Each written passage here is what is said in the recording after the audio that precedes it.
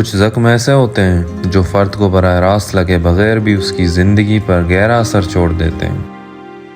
یہ زخم صرف فردی تجربات تک محدود نہیں ہوتے، بلکہ معاشرے، روایات اور نسلی یادوں کا حصہ بن جاتے ہیں۔ یہ ڈاکومنٹری ان زخموں کا مطالعہ کرتی ہے جو ہم نے خود نہیں جھیلے مگر جو ہمیں وراثت میں ملے۔ ان روایات کا اظہار کبھی خوف کی صورت میں ہوتا ہے، کبھی خاموشی میں اور کبھی رویوں اور فیصلوں کے ذریعے۔ اس لیے یہ ڈاکومنٹری ان افراد کی آواز کو سامنے لاتی ہے جنہوں نے یا تو خود ان اثرات کو محسوس کیا یا پھر ان روایات کے ساتھ پرورش پائی جو ماضی کے زخموں سے جنم لیتی ہیں۔ ان انٹرویوز کے ذریعے ہم یہ جاننے کی کوشش کرتے ہیں کہ یہ وراثتی زخم روزمرہ زندگی کو کیسے متاثر کرتے ہیں۔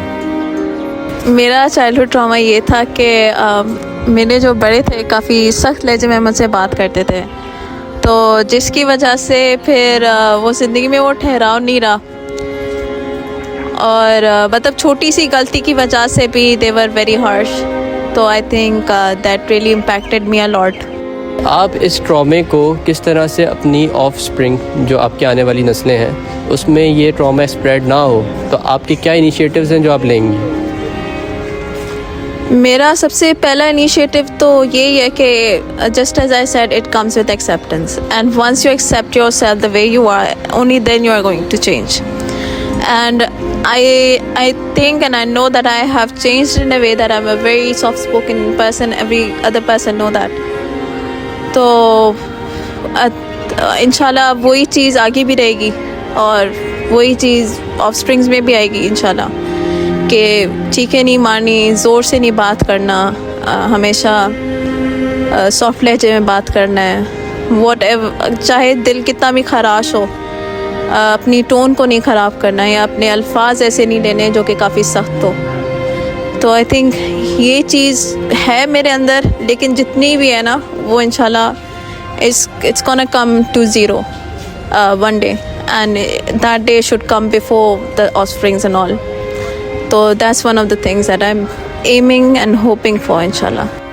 ان گفتگوؤں سے یہ واضح ہوتا ہے کہ وراثتی زخم ہمیشہ واضح نظر نہیں آتے، کبھی یہ روایات میں چھپے ہوتے ہیں، کبھی خاموشی میں، اور کبھی ایسے خوف میں جس کا سبب فرد خود بھی واضح طور پر بیان نہیں کر پاتا۔ یہ زخم فرد کی پہچان، اس کے فیصلوں اور اس کے مستقبل کے تصور پر گہرا اثر چھوڑتے ہیں۔ چائلڈہڈ یا انٹر جنریشنل ٹراما ہوتا ہے، یہ ہر ایک کی زندگی میں ہوتا ہے، کوئی نہ کوئی ایسی چیز ہوتی ہے جو اس کے دماغ میں رہ جاتی ہے، اور اس کی جو تھرو آؤٹ جو اس کی ایکٹیویٹیز رہتی ہیں جو زندگی میں، وہ کہیں نہ کہیں اس کا عکس جو ہے وہ آتا ہے۔ From what I experienced in my past, that there were some teachers who were not supportive or who were not appreciative of us as students، کہ کبھی اسٹوڈنٹس کو ٹونٹ کر دیتے ہیں یا اسٹوڈنٹس کی کیپیبلٹیز کے اوپر بات اٹھاتے ہیں، یا اسٹوڈنٹس کے ساتھ بالکل ایسا رہا کرتے تھے جیسے کہ دو الگ مخلوقات ہیں، تو کوئی ایسا کنیکشن ٹیچر کے ساتھ بلڈ نہیں ہوتا تھا۔ سو when I became a teacher، میرا گول ہمیشہ سے یہ رہا کہ میں اسٹوڈنٹس کے ساتھ اس طریقے سے کنیکٹ کروں یا اسٹوڈنٹس کو اس طریقے سے لے کے چلوں کہ ان کو کبھی ٹیچر کو اپروچ کرنے میں گھبراہٹ نہ فیل ہو، کہ اگر ان کو کوئی بات ڈسکس کرنی ہے یا ان کی کیپیبلٹیز میں کوئی کمی آ رہی ہے یا ان کی لرننگ میں کوئی کمی آ رہی ہے باقی کلاس سے، سو دے ڈو ناٹ فیل کہ ادھر یہ کوئی بیریئر ہے۔ جو چائلڈہڈ ٹراما ہوتا ہے وہ اوبیسلی بچے ایکسپیرینسز ابزارب کر لیتے ہیں۔ کئی دفعہ بچے ہوتے ہیں وہ کہتے ہیں کہ یار اگر میں بڑا ہوں گا، میں جیسے کبھی جیسے لڑکے کہہ کے کہ اگر میں باپ بنوں گا، یا لڑکیاں کہیں گی میں اگر ماں بنوں گی تو میں کبھی بھی اس طرح نہیں بہیو کروں گی جس طرح میری مدر یا میرے فادر نے بہیو کیا ہے۔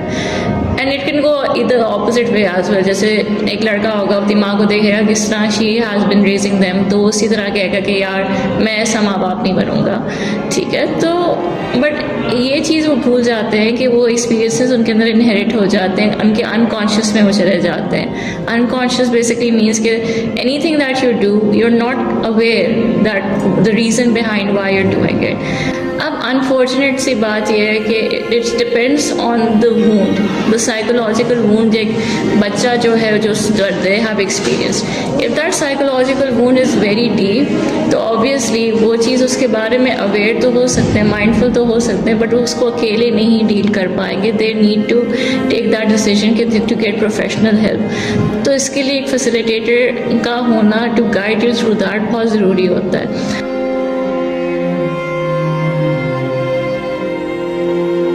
Wounds we don't heal, we inherit. صرف ایک جملہ نہیں بلکہ ایک معاشرتی حقیقت ہے. سوال یہ نہیں کہ یہ زخم موجود ہیں یا نہیں، بلکہ یہ ہے کہ ہم انہیں پہچانتے ہیں یا نہیں. کیونکہ جب تک زخم کو تسلیم نہ کیا جائے شفا کا سفر شروع ہی نہیں ہوتا. شاید اصل ذمہ داری یہی ہے کہ ہم وراثت میں ملنے والے درد کو آگے منتقل کرنے کے بجائے اسے سمجھنے اور روکنے کی کوشش کریں.